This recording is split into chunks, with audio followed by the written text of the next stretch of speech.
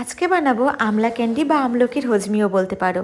এমনিতে কিন্তু আমলকি স্বাস্থ্যের পক্ষে ভীষণ উপকারী, তাই এই ধরনের হজমি অনায়াসে ঘরে বানিয়ে রাখতে পারো। বিশেষ কিছু না, প্রথমে আমলকিগুলোকে ধুয়ে সিদ্ধ করতে বসিয়ে দিয়ে একটা শুকনো ঘোলায় ধনে, জিরে, তার সাথে জোয়ান, মৌরি আর গোলমরিচ ভালো করে রোস্ট করে গুঁড়ো করে নিয়েছি। এবার যখন আমলকিগুলো সিদ্ধ হয়ে যাবে বুঝতেই পারবে কোয়াগুলো অনায়াসে দানার থেকে ছাড়িয়ে আসছে। এবার এটা ভালো করে কাই করে নিয়েছি। এবার কড়াইয়ের মধ্যে এটা রসটা টানতে দিয়ে ওর সাথে মিশিয়ে দিয়েছি গুড়। তোমরা চাইলে চিনিও দিতে পারো, কিন্তু আমি এখানে গুড় ব্যবহার করেছি কারণ গুড়টা বেশি স্বাস্থ্যকর। এর সাথে আমি দিয়ে দিয়েছি যে গুঁড়োটা করে রেখেছিলাম মশলার, সেটা, সামান্য বিট লবণ আর 1 চামচ পাতিলেবুর রস।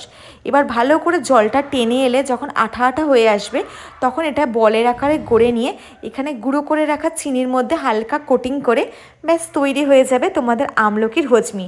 খেতে হবে